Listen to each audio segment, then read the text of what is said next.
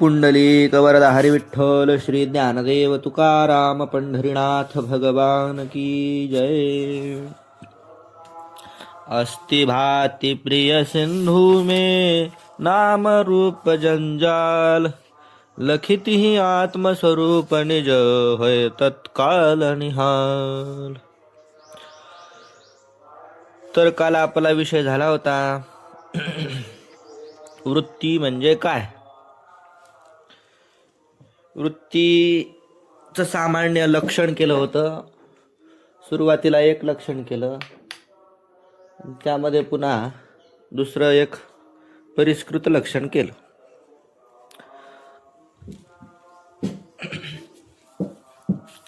तर पहिलं लक्षण कोणतं होतं? अंतःकरण किंवा अज्ञानाचा परिणाम, त्याला वृत्ती म्हणायचं. मग अंतःकरणाचे किंवा अज्ञानाचे परिणाम, तर अंतःकरणाचे परिणाम सुखदुःख क्रोधादी आहेत आणि अज्ञानाचा परिणाम आकाशादी आहेत. मग त्यांना सुद्धा वृत्ती असं म्हणावं लागेल. तर मग लक्षणामध्ये थोडासा बदल केला. काय बदल केला हो शंकर? काय बदल केला रे? ज्ञानरूप परिणाम असं म्हटलं. विषयाचं जे प्रकाशन करतात, विषयाचं प्रकाशन करणारा ज्ञानरूप परिणाम, त्याला वृत्ती असं म्हणायचं. आणि कशाचा परिणाम? अंतःकरणाचा किंवा अज्ञानाचा. विषयाचं प्रकाशन करणारा परिणाम म्हणजे काय घेतलं इथे नेमकं? परिणाम अंतःकरणाचा परिणाम म्हणजे अंतःकरणाचाच एक धारा. जसं की आपण ज्ञान होत असताना कशानं ज्ञान होतं? आपल्याला अंतःकरणानं ज्ञान होतं. मग अंतःकरणानं ज्ञान होतं म्हणजे काय होतं? अंतःकरण तत्त उपाधी, अंतःकरण आणि ती जी उपाधी आहे, जिचं वस्तू, ज्या वस्तूचं ज्ञान व्हायला, ती एक देश स्थित होतो होणं, एक देश होतो. अर्थातच अंतःकरण तिथपर्यंत जातं. कुठपर्यंत? विषय वस्तूपर्यंत. तर विषय वस्तूपर्यंत जे अंतःकरण जाणं, त्याला प्रमाण चेतन सुद्धा आपण म्हणतो. त्याचं नाव परिणाम. म्हणजे ते प्रमाण तसं नाही आहे का इथे? नाही, तसं नाही. इथं परिणाम म्हणजे प्रमाण. जसं एखादं प्रत्यक्ष ज्ञान होण्याकरिता काय व्हावं लागतं? नेत्राद्वारे वृत्ती जावं लागते. वृत्ती जाणं म्हणजे काय जाणं? अंतःकरणाची एक धारा जाणं, अर्थात अंतःकरण तिथपर्यंत जाणं. म्हणजेच अंतःकरण जी उपाधी आहे आणि तो जो विषय आहे, ते विषयाची जी उपाधी आहे, ती एक देश स्थित होणं. मग ते चैतन्य जे आहे, ते चैतन्य ते एक आहेच. मग उपाधी एकत्र झाली की प्रत्यक्ष ज्ञान होतं. तर अंतःकरणाची एक धारा, अर्थात सरळ सांगायचं म्हणजे प्रमाण. काय? प्रत्यक्ष, अनुमान, उपमान, अर्थापत्ती, अनुपलब्धी, शब्द, हे जे प्रमाण आहेत, ह्याच वृत्त्या आहेत. हेच अंतःकरणाचा ज्ञानरूप परिणाम आहे. म्हणूनच वृत्ती आणि ज्ञान याच्यामध्ये भेद अगोदरच सांगितलं तुम्हाला. वृत्ती म्हणजे ज्ञान. म्हणून तर हा 6 प्रमाणांचा विचार आहे. वृत्ती म्हणजे काय या प्रश्नाचं उत्तर काय? तर हे 6 प्रमाण. प्रत्यक्ष प्रमाण ही एक वृत्ती आहे. अनुमान प्रमाण ही एक वृत्ती आहे. शब्द प्रमाण ही वृत्ती आहे. हे 6 वृत्त्या, 6 प्रकारच्या.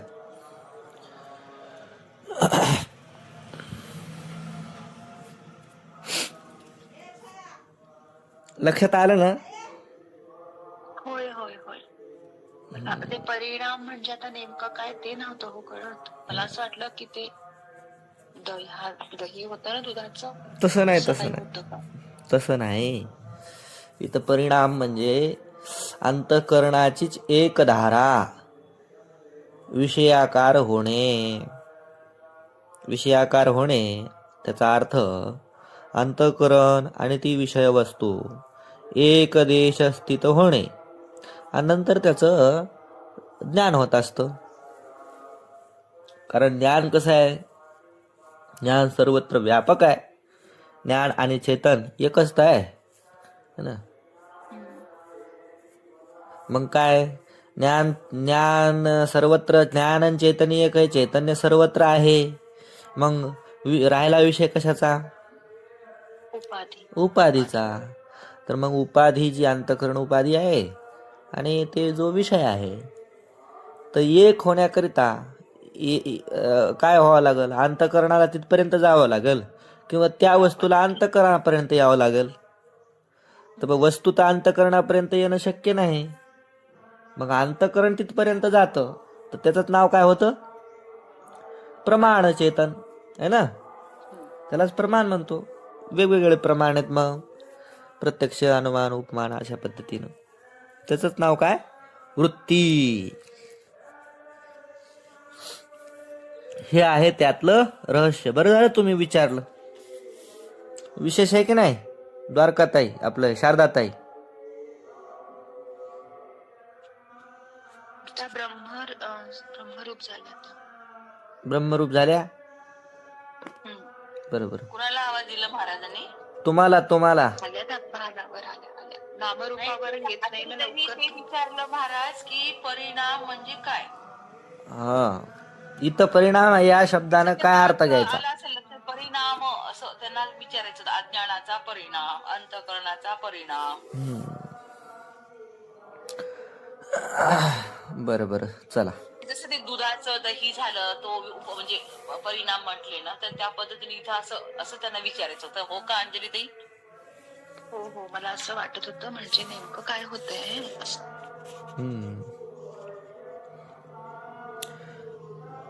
तर परिणाम आहे असं कसं आहे? प्रकाश रूप परिणाम.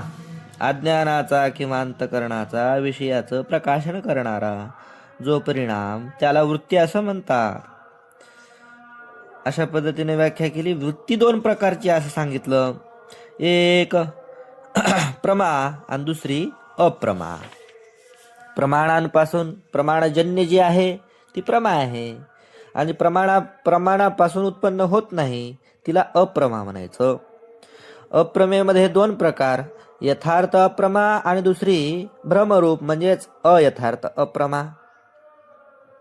जी भ्रमरूप असते अप्रमा, ती कशी असते? दोषजन्य असते, दोषापासून उत्पन्न होते. कोणता ना कोणता निश्चित दोष असणार. कोणताच जर दोष नसला तर त्यामध्ये अविद्या नावाचा तरी दोष असणार म्हणजे असणार. जिच्यामध्ये दोष असतो तिला अयथार्थ अप्रमा असं म्हणायचं, म्हणजेच भ्रम असं म्हणायचं. त्यानंतर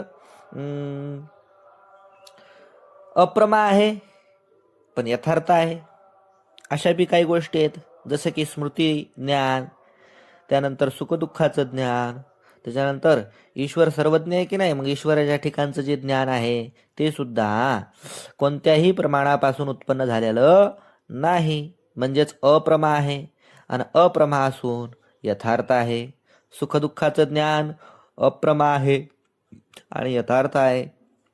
स्मृती ज्ञान, स्मृती हे सुद्धा ज्ञानच आहे आणि कोणत्याही प्रमाणापासून झालेलं नाही, म्हणून अप्रमा आहे आणि यथार्थ आहे. मग स्मृती ज्ञान कशा पद्धतीनं यथार्थ आहे, त्यानंतर सुखदुःखाचं ज्ञान सुद्धा कशा पद्धतीने यथार्थ आहे याचा विचार झाला. आणि आज ईश्वर ज्ञान त्याविषयी चर्चा करणार आहोत.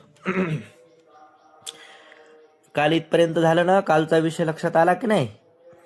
शंकर, लक्षात आलता का कालचा विषय? पुन्हा एकदा वाचला की नाही रे? हा, केलं चिंतन केलं त्याचं परत. कीर्तन का चिंतन? चिंतन चिंतन बरोबर, मला कीर्तनच ऐकू आलं.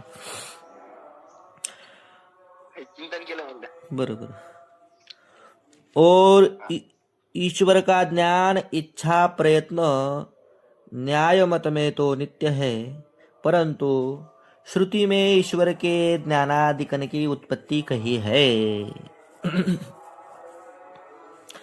आता पान नंबर 2 वर सगळ्यात शेवटची ओळ चालू आहे. सापडली ना? होय. हो. ईश्वर का ज्ञान इच्छा प्रयत्न. ईश्वराचं ज्ञान इच्छा प्रयत्न न्यायमतामध्ये नित्य आहे, परंतु श्रुतीमध्ये अर्थात वेदामध्ये ईश्वराचं जे ज्ञानाधिक आहेत, ज्ञान इच्छा प्रयत्न, त्यांची मात्र उत्पत्ति सांगितलेली आहे. या ते नित्य नहीं, किंतु प्राणियों के कर्म के अनुसार सृष्टि के आदि काल में सर्व पदार्थ को विषय करने वाला ईश्वर का ज्ञान उपजे है. श्रुतीमध्ये ज्ञानाधिकाची उत्पत्ती सांगितलेली आहे, म्हणून नित्य तर नाही म्हणता येणार. जातस्य ही ध्रुवो मृत्यू, जे उत्पन्न होतं त्याचं ते नष्ट तर निश्चित होणार आहे, म्हणून नित्य नाही. न्यायमतात जरी नित्य असलं ज्ञान इच्छा प्रयत्न ईश्वराचे, तरी वेदांत मतामध्ये म्हणजे वेद वाक्यांमध्ये तसं नाही. त्याची उत्पत्ती सांगितलेली. कशी उत्पत्ती होती हो? प्राणियों के कर्म के अनुसार. प्राण्यांचे कर्म म्हणजेच काय? प्राण्यांचं जे प्रारब्ध आहे त्याच्यानुसार सृष्टीच्या आधी काळामध्ये, म्हणजे सृष्टी उत्पन्न झाली का नाही त्याच्या सुरुवातीलाच सर्व पदार्थ को विषय करणे वाला, सर्व पदार्थांना विषय करणारं ईश्वराचं ज्ञान उत्पन्न होतं. म्हणजेच ईश्वराचं ज्ञान उत्पन्न होतं. उत्पन्न होण्याला कारण कोण आहे? तर प्राण्यांचे कर्म. प्राण्यांचे कर्म म्हणजेच कोण? प्रारब्धादी कर्म. हे प्रारब्ध कर्म म्हणजे जेव्हा भोगायला येतात तेव्हा ही सृष्टी उत्पन्न होती ना, आणि ईश्वराच्या इच्छेने सृष्टी उत्पन्न होती. जशी सृष्टी उत्पन्न झाली की त्या सृष्टीचं ज्ञान सुद्धा ईश्वराला उत्पन्न होतं. सो ज्ञान भूत भविष्यत वर्तमान सकल पदार्थ के सामान्य विशेष भाव को विषय करे है. आणि ते जे ईश्वराचं ज्ञान आहे, ते ईश्वराचं ज्ञान भूतकाळ, भविष्यकाळ, वर्तमान काळ या काळामध्ये जितके काही सामान्य विशेष पदार्थ असतील किंवा सामान्य विशेष काय जे पदार्थाचे भाव असतील त्या सर्वांना विषय करणारं असतं. कोणाचं ज्ञान? ईश्वराचं ज्ञान, ईश्वर ज्ञान. ते माग जितक्या काही वस्तू विषय वस्तू होऊन गेल्या, घटना होऊन गेल्या, त्या सर्वांना ईश्वर जाणतो. पुढं काय होणार आहे त्या सर्वांना ईश्वर जाणतो. वर्तमानामध्ये काय चालू आहे ते सर्व ईश्वर जाणतो. आणि नुसतं सामान्य रूपाने जाणत नाही किंवा विशेष रूपाने जाणत नाही. सामान्य विशेष दोन्ही आहे नाही ते सर्व काही जाणतो. आपल्याला वर्तमान काळामध्ये समोर वस्तू जी आहे तिचं ज्ञान होतं, पण तिच्या पाठीमागच्या भागाचं ज्ञान नसतं. वर्तमान काळात वस्तूचा विषय वस्तू समोर असताना सुद्धा तिच्या एका भागाचं ज्ञान आहे, एका भागाचं ज्ञान नाही. पण ईश्वराला तसं नाही. ईश्वराला त्या वस्तूतल्या प्रत्येक अणू परमाणू त्याचं सुद्धा ज्ञान आहे. आणि ते ज्ञान सुद्धा पूर्ण रूपाने आहे असा परमात्मा आहे.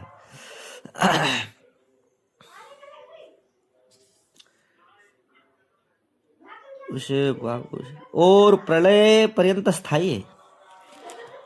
आणि ते जे ज्ञान आहे ईश्वराचं प्रलयापर्यंत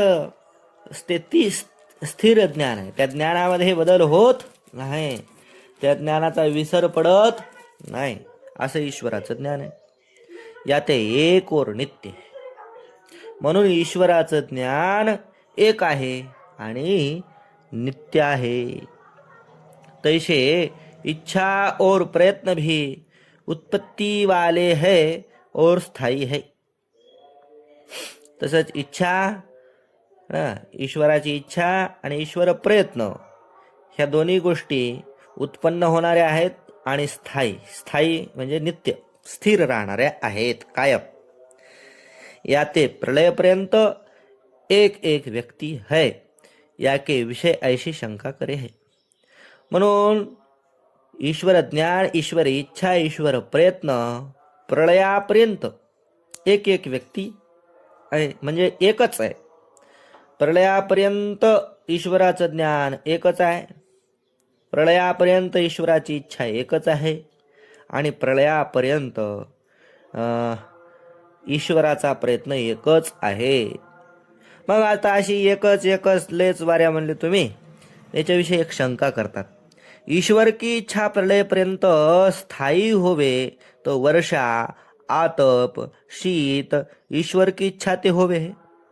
या ते प्रलयपर्यंत वर्षा तथा आतप व शीत हुआ चाहिए, सो शंका बने नाही. ईश्वराची इच्छा एकच आहे म्हणता तुम्ही, आणि प्रलयापर्यंत स्थायी म्हणजे कायम राहणारी आहे असं पण म्हणता तुम्ही. मग आम्हाला आमचा असा प्रश्न आहे, जर सृष्टी उत्पन्न होण्याच्या अगोदर म्हणजे ईश्वराला इच्छा पहिली झाली आणि पहिल्या इच्छेच्या वेळेला समजा पावसाळा असेल तर कायम पावसाळाच राहिला पाहिजे. जर त्यावेळेस जर आतप म्हणजे उन्हाळा जर असेल तर उन्हाळा असेल तर कायम उन्हाळाच राहिला असायला पाहिजे. आणि जर पावसाळा हिवाळा असेल तर हिवाळाच राहिला असं पाहिजे. कुठपर्यंत? प्रलयपर्यंत. म्हणजे प्रलय होईपर्यंत ईश्वराची इच्छा एक आहे. तर मग जेव्हा सृष्टी उत्पन्न झाली त्यावेळेस जे चालू होतं तेच चालू राहायला पाहिजे होतं. परंतु असं नाही, वर्षामध्ये एका वर्षामध्ये पावसाळा येतो, हिवाळा येतो, उन्हाळा येतो. असं का होतं बरं?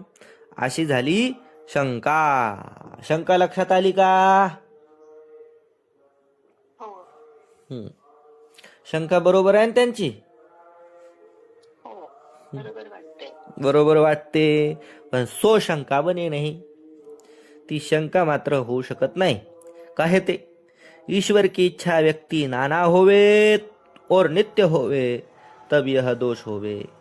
सो ईश्वर की प्रलय पर्यंत स्थायी इच्छा व्यक्ति नाना नहीं किंतु एक है. ता इच्छा ते सारे पदार्थ जिस रीति से विषय करे है उस रीति से होवे है. जर ती शंका बनू शकत नाही. का बनत नाही हो? कारण ईश्वर की इच्छा व्यक्ती, ईश्वराची जी इच्छा आहे ती इच्छा अनेक इच्छा असतील त्या, है ना. नाना म्हणजे किती? अनेक वेगवेगळ्या. तर ईश्वराच्या इच्छा नाना असतील, अनेक असतील आणि नित्य असतील. तर हा दोष होऊ शकला असता. ही शंका तुमची योग्य होती जर ईश्वराच्या इच्छा अनेक असत्या आणि त्या नित्य असत्या तर. परंतु तसं नाही. ईश्वर की प्रलयपर्यंत स्थायी इच्छा व्यक्ती नाना नाही. ईश्वराची प्रलय काळापर्यंत जी स्थिर इच्छा आहे ती इच्छा व्यक्ती, ती इच्छा अनेक नाही, तर ती इच्छा किती आहे? एकच आहे, किंतु एक होय. ता इच्छा ते सारे पदार्थ जिस रीति से विषय करे है उस रीति से होवे.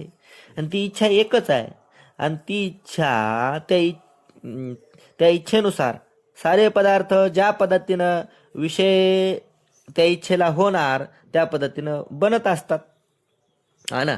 ईश्वराची इच्छा एकच आहे, काय? सृष्टी व्हावी. तर सृष्टी व्हावी अशी एकच इच्छा आहे. तर त्या सृष्टीमध्ये काय काय? उन्हाळा कशात आला? सृष्टीतच आला. पावसाळा सृष्टीतच आला. हिवाळा सृष्टीतच आला. माणसं सृष्टीतच आले. प्राणी सृष्टीतच आले. झाडं सृष्टीतच आले. पाणी सर्व काय सृष्टीमध्येच आलं ना. मग इच्छा एक आहे की अनेक आहेत? इच्छा एकच आहे, सृष्टी व्हावी. मग त्या सृष्टीमध्ये किती पदार्थ आहेत, अनंत पदार्थ आहेत, ते सृष्टीच्या अंतर्गतच आले. त्याच्याकरता एकदा सृष्टी व्हावी, मग सृष्टीमधला पाणी निर्माण व्हावं, सृष्टीमधला सूर्य निर्माण व्हावा, सृष्टीमधलं झाडं निर्माण व्हावे, असं थोडंच आहे है ना. गाव आलं है ना, गाव आलं याचा अर्थ गावामधलं मंदिरही आलं, गावामधले घरही आले, गावामधले रस्तेही आले, गावामधले जे ते हँडपंप ते पण आले, गावामधलं प्रांगण आलं, गावामधले मंगल कार्यालय आले, गावामधले झाडं आले, गावामधले म्हशी आल्या, सगळंच आलं. गाव आलं म्हणजे झालं. त्या पद्धतीनं सृष्टी झाली. सृष्टी व्हावी याचा अर्थ उन्हाळा व्हावा, पावसाळा व्हावा, आणि तो क्रमानं व्हावा. पहिल्यांदा पावसाळा येईल, मग हिवाळा येईल, मग उन्हाळा येईल. अशा पद्धतीनं ईश्वराची इच्छा एकच आहे. आणि ती ईश्वराची इच्छा एक असून कशी आहे, स्थायी आहे. ईश्वर की प्रलयपर्यंत स्थायी इच्छा व्यक्ती नाना नहीं किंतु एक होय. ता इच्छा ते सारे पदार्थ जिस रीति से विषय करे है उस रीति से होवे है. ज्या पद्धतीनं जो ज्या विषय आहे त्या इच्छेचा सृष्टी व्हावी ना. सृष्टीचा विषय काय, सृष्टी म्हणजे सर्वच काय आलं त्याच्यामध्ये. पंचमहाभूताचं पंचीकरणापासून अनेक वेगवेगळ्या वस्तू, त्या पद्धतीने ते होणार. इतने काल वर्षा होवे. नाना असती इच्छा तर काय झालं असतं मग? नाना इच्छा असती तर मग वेगवेगळं झालं असतं ना. एक राहिलं नसतं समजा. शंका काय होती तुमची? ते म्हणतात आहे की जर म्हणजे त्यांना जर पाऊस हवा म्हणजे पाऊस तर मग कंटिन्युअस पाऊसच राहिला असता असं. मग पाऊस एक आणि सृष्टी एक. एक तर त्या सृष्टीमध्ये पाऊस, ते पावसाची स्पेशल इच्छा झाली ना. आणि ती पावसाची स्पेशल इच्छा आहे आणि तीच कशी आहे, नित्य आहे समजा. आणि नित्य. एक पावसाची इच्छा राहणार, पुन्हा मग दुसरी एक इच्छा राहणार सृष्टीमधली जमिनीची इच्छा समजा, पुन्हा तिसरी माणसांची इच्छा, त्याच्यानंतर प्राण्यांची इच्छा. अशा नाना असत्या कोण इच्छा. तर हे तुमची शंका बरोबर होती. पण इच्छा एकच आहे, सृष्टी व्हावी. आणि सृष्टीमध्येच कोण आला मग? पावसाळाही आला, प्राणीही आले, त्याच्यानंतर माणसं पण आले. इच्छा तर एकच आहे ना. इच्छा जर नाना असत्या तर तुमची शंका व्यवस्थित होती की पावसाळा तर काय, पावसाळा राहिला असता, आणि पुन्हा सृष्टी एक नावाचा पदार्थ राहिला असता, पुन्हा माणसं नावाचा पदार्थ राहिला असता, पुन्हा काय कोण दुसरं राहिलं असतं, आणि मग पावसाळा कायम चालू राहिला असता. परंतु तसं नाही, कारण सृष्टीमध्येच पावसाळा आहे. फक्त इच्छा एकच आहे, सृष्टी व्हावी. एकोहम बहुश्याम, आहे का नाही? कळलं.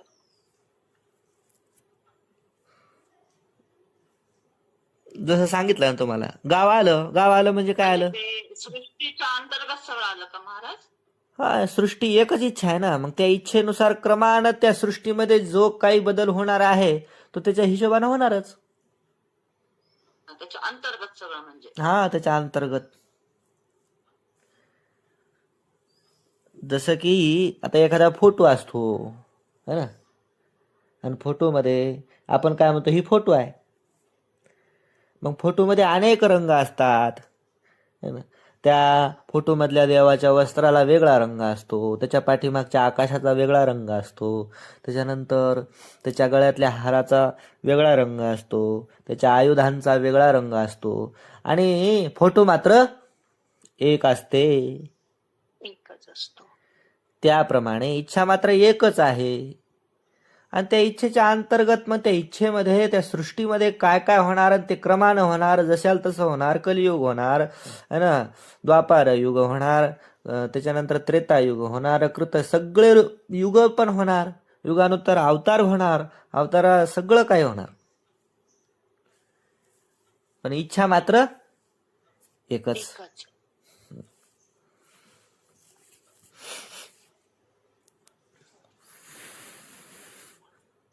कहाँ गया? इच्छा असा हाँ काय ते, इतने काल वर्षा होवे, इतने काल शीत होवे, इतने काल आतप होवे, इस रीति से ईश्वर की इच्छा पदार्थ को विषय करे है ना. सृष्टी व्हावी, मग त्यामध्ये इतक्या वेळेस काय असणार, तुमचा पावसाळा असणार, इतक्या वेळ उन्हाळा असणार, इतक्या वेळ हिवाळा असणार. अशा पद्धतीने तिची इच्छा प्रत्येक वस्तूला विषय करते, प्रत्येक पदार्थाला विषय करते. इच्छा मात्र एकच आहे. या ते सारे पदार्थ किसी काल में होवे है. पण सगळे पदार्थ कोण्या कोण्या तरी काळामध्ये होतात. प्रलयपर्यंत स्थायी इच्छा एक आहे, परंतु ती जी मुख्य इच्छा जी आहे ती मात्र प्रलयापर्यंत एकच आहे. या पक्ष में दोष नाही. इच्छा एक आहे, याच्यामध्ये काही दोष नाही. श्रुति में ज्ञान इच्छा कृति उत्पत्ती कही है. तर श्रुती में आणि ज्ञान इच्छा कृती, तर ज्ञान आणि श्रुती में या दोन्ही शब्दाच्या मध्ये एक शब्द टाकायचा, ईश्वर की असा शब्द टाकायचा, म्हणजे लक्षात येईल. श्रुतीमध्ये ज्ञान इच्छा कृती उत्पत्ती काही आहे. श्रुतीमध्ये ज्ञान इच्छा आणि प्रयत्न याची उत्पत्ती सांगितलेली, पण कोणाच्या? तर ईश्वराच्या. श्रुतीमध्ये ईश्वराचं ज्ञान इच्छा आणि प्रयत्न याची उत्पत्ती सांगितलेली आहे असा अर्थ. ग्रंथ आहे ना तुमच्याकडं? हो.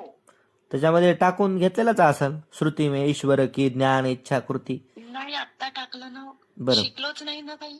अरे राम, हाच ग्रंथ आहे का नाही, तुमच्याकडे? राम कशाला, तुम्ही आहात ना. नाही, हाच ग्रंथ आहे तुमच्याकडे? हिंदी ना. होय. बरोबर. कोणाकडे नसेल तर ग्रंथ समोर असल्याशिवाय काही नाही कळणार. ग्रंथ समोर ठेवा, आणि जर नसेल तर विकत घ्या.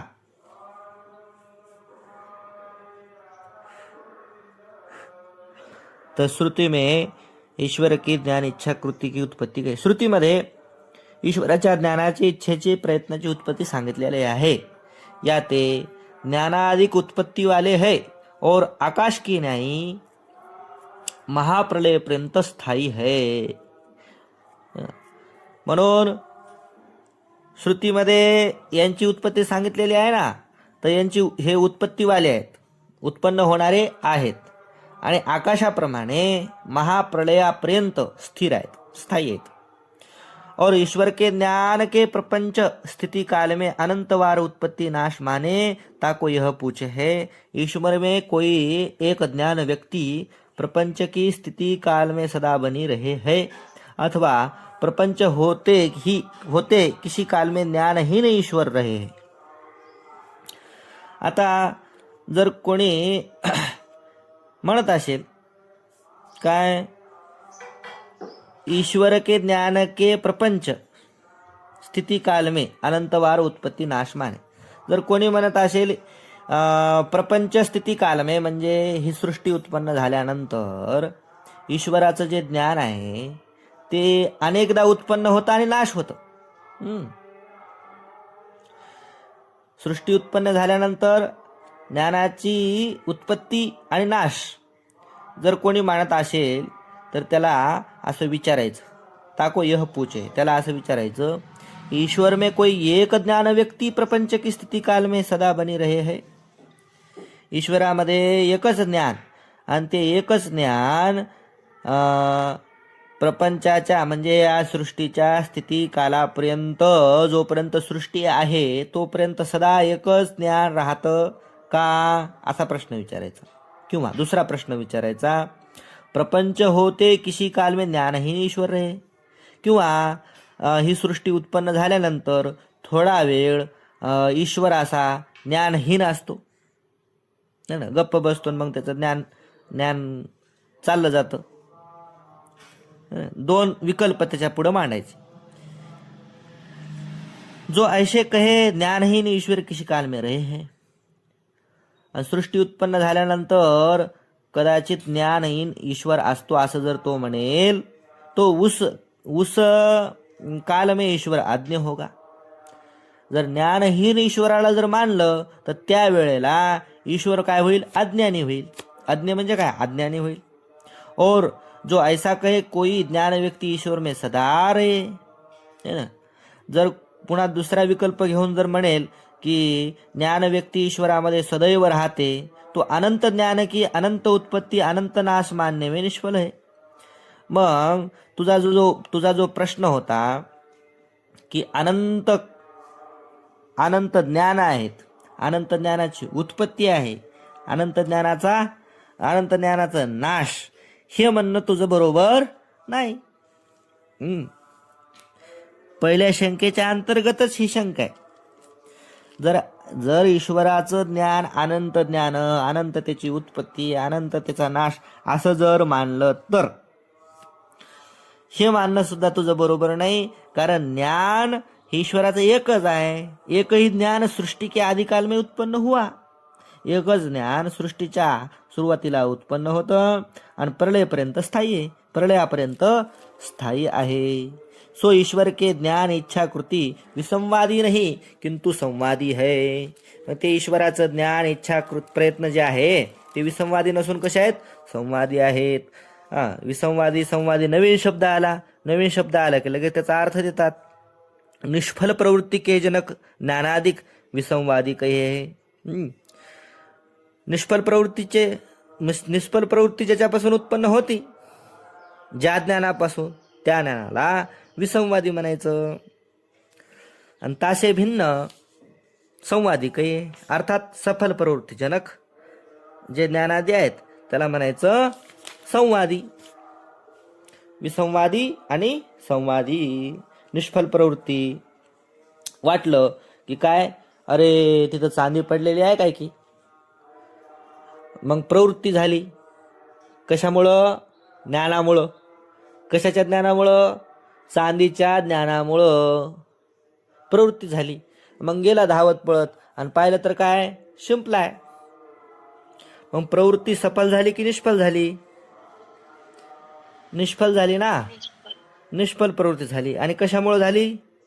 निष्फल ज्ञानामुळे झाली. म्हणून हे जे ज्ञान आहे विसंवादी आहे. त्याच्यावरून भिन्न जे आहे चमकलं आणि वाटलं की खरंच जर चांदी आहे की गेल्या वेळेस आपण पाहिलं होतं आणि चमकलं म्हणून चांदी म्हणलो आणि शिंपला निघाला, पण आज पण चमकायला लागलं. जाऊ द्या म्हणे शिंपलाच असेल. पुन्हा एक काय म्हणलं त्याचं, जाऊन पाहायला काय हरकत आहे. कदाचित जर चांदी असली तर आपली चांदी होईल ना. 2-4 पावलं चालूनच पाहू. मग गेला जिथं चमकायला तिथपर्यंत गेला आणि गेल्यावर नंतर काय खरंच चांदी होती. हे काय झालं? संवादी. जीव के ज्ञान इच्छा कृती संवादी और विसंवादी भेद से 2 प्रकार के. जीवाचे ज्ञान इच्छा प्रयत्न हे संवादी आणि विसंवादी 2 प्रकारचे असतात. आणि ईश्वर के ज्ञान इच्छा कृती निष्फल प्रवृत्ती के जनक नाही, या ते विसंवादी नाही किंतु संवादी आहे. परंतु जीवाचं जरी असं असलं तर ईश्वराचं तसं नाही. ईश्वराचं ज्ञान इच्छा प्रयत्न हे निष्फल प्रवृत्तीचे जनक नसतातच. म्हणून ते कसे असतात? संवादी असतात. विसंवादी ज्ञान को भ्रम कहे. जे विसंवादी ज्ञान असतं त्याला भ्रम म्हणायचं. संवादी को यथार्थ कहे. जे संवादी ज्ञान असतं त्याला यथार्थ म्हणायचं. प्रमाणजन्य यथार्थ ज्ञान को प्रमा कहे. प्रमाणापासून उत्पन्न होणारं जे यथार्थ ज्ञान आहे त्याला प्रमा असं म्हणायचं. जैसे जीव का ज्ञान अंतःकरण की वृत्तीरूप है. जीवाचं जे ज्ञान आहे की नाही ते कसं आहे? अंतःकरण वृत्तीरूप आहे. आणि कसं आहे? यथार्थ अंतःकरण वृत्तीरूप जे ज्ञान असतं ते यथार्थ ज्ञान असतं. तैसे हे ईश्वर का ज्ञान माया के वृत्तीरूप आहे. ईश्वराचं ज्ञान माया वृत्तीरूप आहे. जीव के अदृष्टजन्य है, प्रमाणजन्य नाही. आणि ते ईश्वराचं ज्ञान कसं आहे? जीवाच्या कर्मानुसार आहे. प्रमाणापासून उत्पन्न झालेलं ईश्वराचं ज्ञान नाही, अदृष्टजन्य आहे. जीवाच्या अदृष्टानुसार ईश्वराचं ज्ञान आहे. यात हे प्रमा नाही. म्हणून ईश्वराचं ज्ञान प्रमा म्हणता येत नाही. आणि दोषजन्य पण नाही, दोषजन्य नाही. और निष्फल प्रवृत्ती का जनक नाही, आणि निष्फल प्रवृत्तीचा जनक सुद्धा नाही, या ते भ्रम भी नाही, म्हणून भ्रम सुद्धा नाही, किंतु यथार्थ है. ईश्वर ज्ञान कसं आहे? यथार्थ आहे. प्रमाणजन्य ज्ञान को प्रमा कहे हे. प्रमाणजन्य ज्ञानाला प्रमा असं म्हणतात. मग प्रमा के भेद का कथन. मग त्या प्रमा कोणकोणत्या आहेत त्याचे प्रकार सांगतात. ते आता उद्या पाहू आपण. पुंडलिक वरदा हरी विठ्ठल श्री ज्ञानदेव तुकाराम पंढरीनाथ महाराज की जय.